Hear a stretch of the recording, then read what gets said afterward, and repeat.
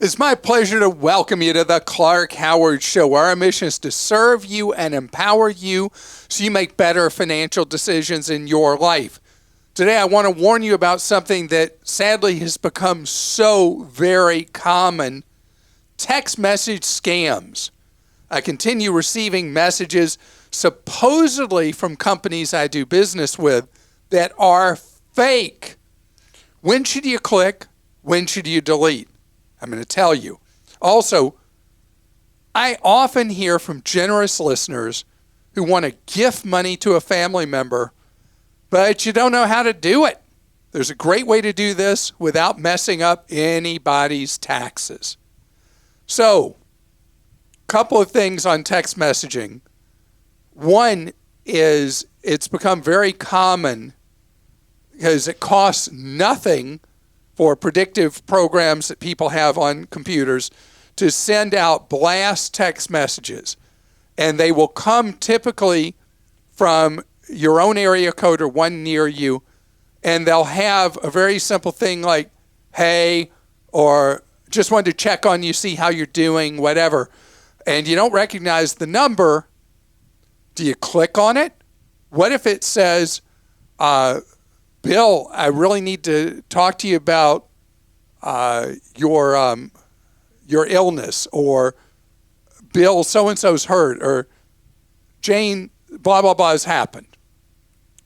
And so you may, as a good Samaritan, think, uh-oh, they've texted the wrong person. Somebody needs this information right away, and you click on it. Or any other thing like that. These are just prospectors trying to scam you in some way. And if somebody has inadvertently texted the wrong party, well, if it's a true urgent emergency, they're going to keep trying to reach them. You don't need to be the fish with the hook in mouth for that. And then with the text message scams from companies, people used to get them from a very narrow market. It would be someone pretexting that they were from your bank or credit card company or whatever, and they would say, there's possible fraud on your account, however they would word it. Today, it's all different kinds of things. One of the hot scams of the moment with texting, believe it or not, is where you get a fake message from an airline saying that your flight has been canceled. And they can send out these by the millions, so eventually they're going to hit people who have a ticket booked on whatever airline. And so people will then respond to that text or click on a link in it and not realize that they're connecting themselves to a scammer. The bank thing where they say, did you authorize this charge for blah, blah, blah? I think people have gotten that enough that that's solid. But who would think that a criminal would come up with a pretext scam where they'd be texting you about a supposed flight cancellation? So what are they trying to get from you eventually? They're trying to get to your personal information, and it depends on how trusting you are, how many of their questions you answer, till you've given up information that can be used against you or to steal money from you. And so with text messages, here's my rule. First of all, I got the UFO one from somebody supposedly trying to contact me. And there's no information that I know that sender, that number, anything like that. I do not open that. Just don't open it. And I use I use an Android. It's really easy on an Android to click out of that. So, second thing is with anything like a notice from a utility company, an airline, a bank, a credit card company, whatever it is, it could be legit, right? Okay, so you get something saying there's an issue with your bank account, your utility is going to be shut off, whatever it is. Go outside of that message that's been sent. Go to your web browser on that phone or on a laptop. Go sign into your account or use the app you have on your phone for whatever service that is. Sign in, and you will see whether or not there is an issue or a problem you need to address. Period. So don't be hoodwinked with text messaging to click on anything. And Christa, just a second ago, I said, did I say Google or something? And then your phone? No, it was your phone. It wasn't my phone. Oh, it was my phone started talking? So if you heard some stray noise listening to the podcast and you're like, what is that? Just remember, our phones are always listening. Yes, they are. Yes, they are. Okay, this question's from Bruce in California. We are trustees for a friend's estate. The beneficiary has a substance abuse problem and a criminal history and is currently in jail. How the estate is distributed was left up to us. Obviously, we don't want to hand over the entire amount to him at once. We need a safe place to put the money, a structured payout, and if he should pass away, a way to pass the remainder on to the secondary charity beneficiaries. Can you suggest something? Okay, first of all, Bruce, I'm really sorry you lost your friend. Second, your friend gave you this as a responsibility. And that's happened to you before. Yes, it has happened to me before. And it is a hard one to navigate. So your instincts are completely right that what's really important, this person who has had a bad history, is incarcerated right now, know that people can change over time. And this individual can end up okay. You know, starts with drugs and moved on, and maybe this individual will get clean and will have a productive life eventually. So you could you talked about a structured payout. That's typically where you buy an annuity of some kind that would typically an immediate payout annuity that would pay an allowance for as long as this individual lived. Usually with those, the benefit is based on, although there are varieties, the most common is it's based on the individual's expected lifespan, and there's an amount of money that's paid routinely. But there's another way to do this, and it's for you to go to typically one of the discount brokers, and they have accounts where you can hire them to manage the money, very low fees, and then they will pay an allowance, a monthly allowance. And that way money is preserved. The allowance can be reduced, increased, whatever, depending on the circumstances with this individual. I prefer that as an option to the annuity, first because of the costs embedded in an annuity, and then once you buy the contract, the inflexibility built into it. If you do form a managed payout with one of the discount brokers, then the fees are going to be much lower, and there's much more flexibility that you have over the money after you commit it to changing how the money is handled and how it's paid out over the remaining lifetime of the beneficiary. And I hope for the beneficiary that this individual is able to straighten out his or her life and able to beat drugs.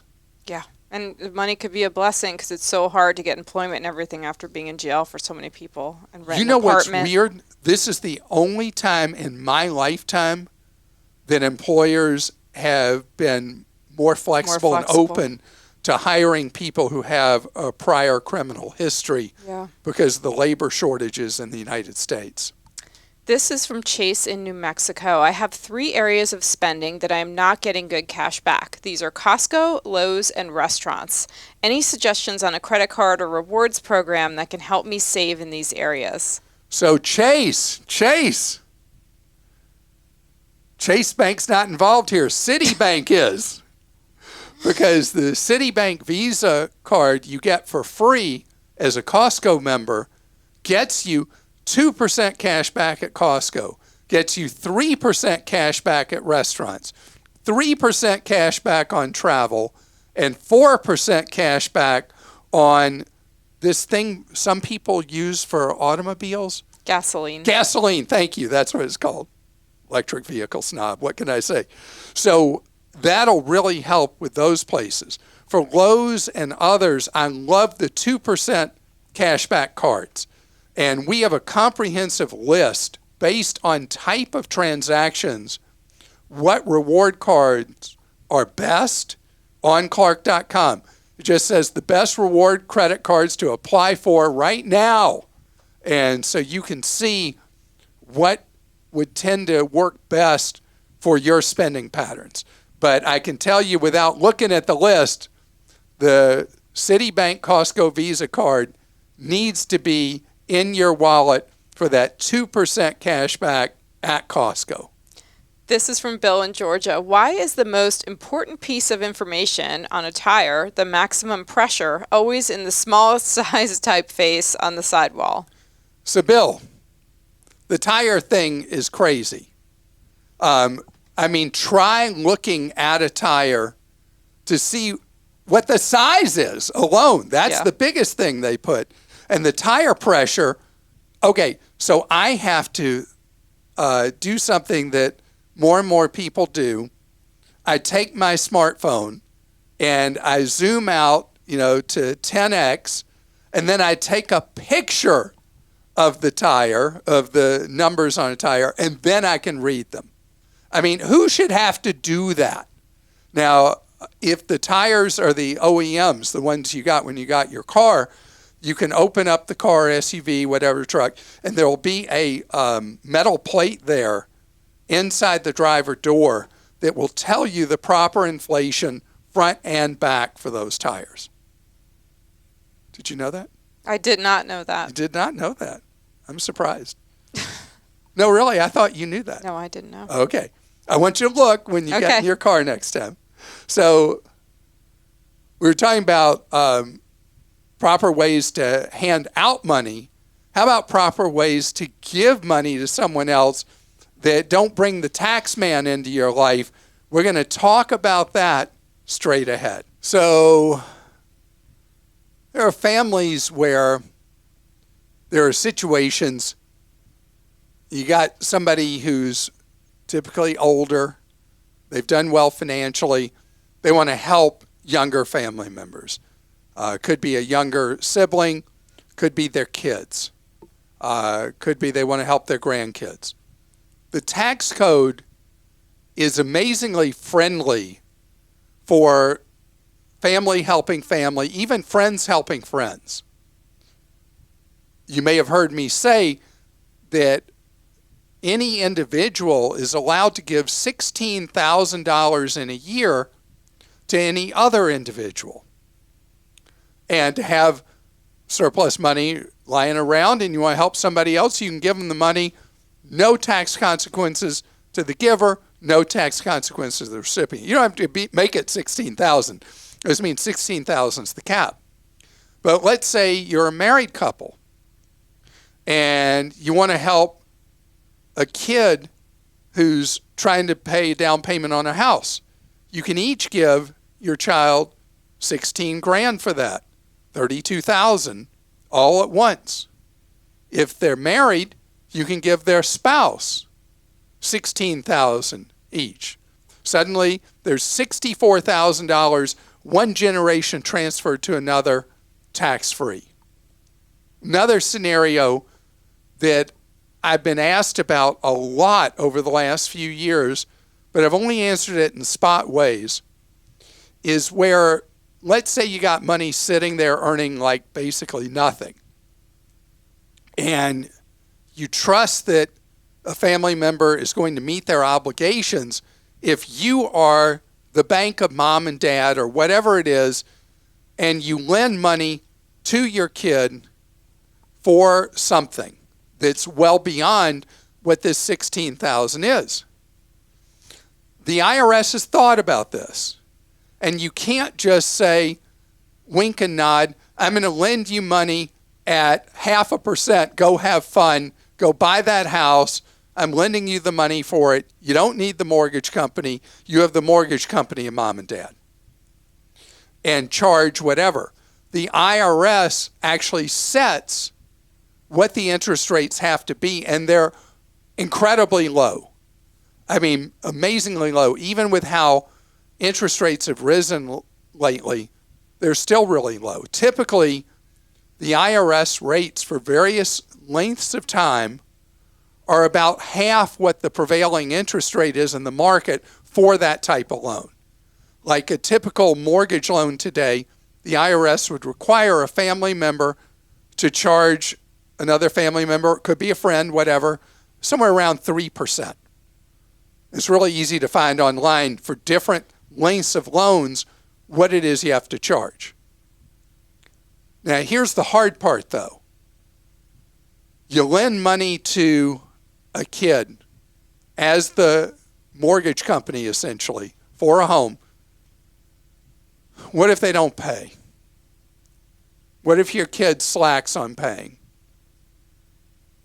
You going to foreclose on your kid? If it's money you need to live on, you can't take that risk. You cannot take that risk. It's the same thing I talk about with co-signing a loan for somebody else. If they don't pay, can you deal with the consequences of having to pay that loan yourself? If the answer is no, you can't do that co-sign. And doing a loan where you help a friend or family member out of a rough spot, or you help ease a path for them, like for home ownership, where mortgage is now 5% more or less, and you're willing to take 3%, which may be more than you're earning wherever you have that money parked right now. So you could make more and you're helping them, but suddenly you don't have FDIC standing behind that money. You're hoping that the person you love will make that payment to you. And so you got to really think through, if they don't, what are you going to do? There are going to be normal logical consequences for that. And that's a question you can answer, I can't answer for you. But again, if you could not afford to lose that money, you cannot afford to do a Bank of Mom and Dad or whatever it would be loan. But just know, make sure that you're charging exactly what the IRS requires if you're green light on all these things. And the IRS, you just search IRS required interest rates for family loans. That'll work. This is a Google or whatever search. And you'll see the current interest rates, which are going to freak you out how low they are. And you can do it and should do it like a traditional mortgage, where you have a real estate closing attorney draw up proper papers. It is a properly done, it's known as typically deed to secured debt mortgage. And you have that done so that the interest is deductible potentially for your kid or family member, just to make sure everything is done right as it should be done and the documents drawn up as they are. If you don't want to be involved with having to call whoever it is you lent money to, hey, you haven't paid your payment for this month yet. You want to not be involved in that. Believe it or not, there's enough of these family friend loans done in the country that there are various organizations that will handle the paperwork and the billing and the collections if a payment's not made for you, so that you're one step removed. The fees are not high. Christa? Okay, this first question is from CJ in Alaska. Last year, my 18-year-old daughter opened a Roth account thanks to your constant harping on the subject. This year, she won't have saved up enough from her job to deposit any into her Roth. Since we live in the great state of Alaska, my daughter has received a PFD, and I've invested it for her in a custodial trust account at Schwab. Would you explain a PFD? Permanent Fund Dividend. Yeah, so Alaska, because of the Alaska pipeline and all the oil exploration and a very small population, there's money that's distributed to residents of Alaska each year based on the profitability of the oil trade or lack thereof. The money goes up and down. And so it's kind of like a universal basic income that's paid to Alaskans. And so it's one of the enticements to live in Alaska. So hers is it's invested in a custodial account. There's roughly $50,000 in the account, and this account hurts her when it comes to FAFSA accounting. I was thinking of taking out some of the money in the trust account and putting it into her Roth. Is this a good idea or no? This is a fantastic idea. Now, you can only do it, CJ, up to the amount that your daughter earned in the year, and that would be how much can go in there. You got to make sure you don't exceed the earnings, or no more, obviously, than $6,000. And from Holly in Arizona, my husband passed away suddenly in December. Oh, sorry. Sorry, Holly. We have a leased car, and I'm wondering, since I like it, but the payment is high, should I try to finance it as a buy rather than continue with the lease payments? It's a fairly rare car and worth far more than what my buyout is. So, Holly, I don't know if your intention is to make the spread buying out the lease and then selling it to another individual. I mean, that's how you'd make money.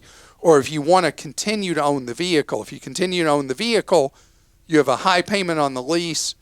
You potentially would have a higher payment on a loan buying it out.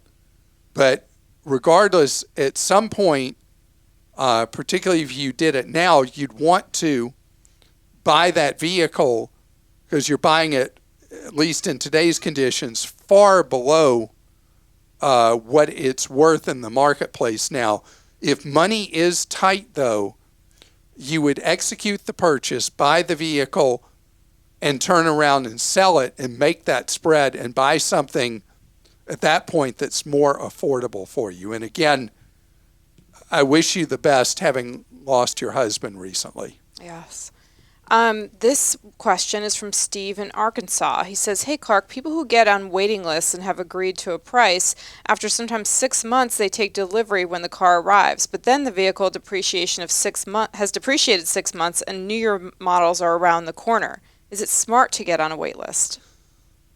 So if you go on the wait list, you don't have to buy the vehicle. The wait lists have been quite long. If you're buying the vehicle, Steve, at or around MSRP, manufacturer suggested retail price, since new vehicles have been so inflated in price, if you can buy it after that wait around MSRP, I say go ahead and buy it. Don't worry about the fact that you're buying late in the 22 model year when the 23s are already starting to appear. I wouldn't fret about that.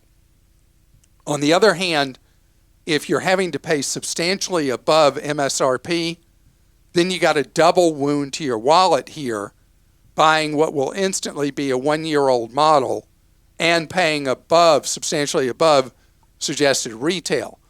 That would be a case where it would be better to pass on it, with one exception.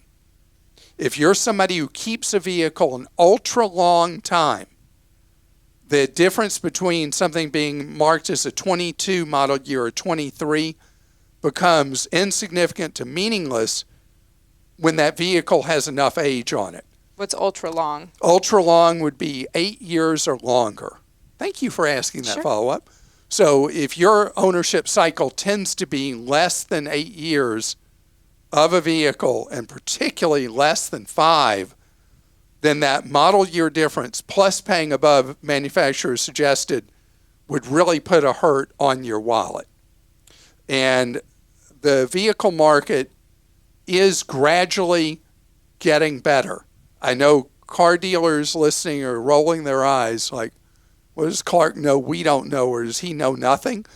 The reality is the car market is slowly healing, and the inflated prices we have on used vehicles, the inflated prices we have on new vehicles are moderating, and we will get back to a normalized market almost certainly sometime in 23. So I had said before it would be the second half of 22. I was too optimistic. I was wrong. I was Pollyanna, but it is going to be in 23. And if I'm wrong, I'll eat a car live on podcast. No, I won't. I scared you right there, didn't I? I want to tell you that I absolutely love the feedback that we get from you about our podcast, the goods, the bads, the uglies, me eating sheet metal, that would be an ugly. And I hope today's episode was fun for you. Remember, we have money-saving advice you can trust at Clark.com and deals you can trust through and through at ClarkDeals.com. No one pays us to say, ooh, this is a deal.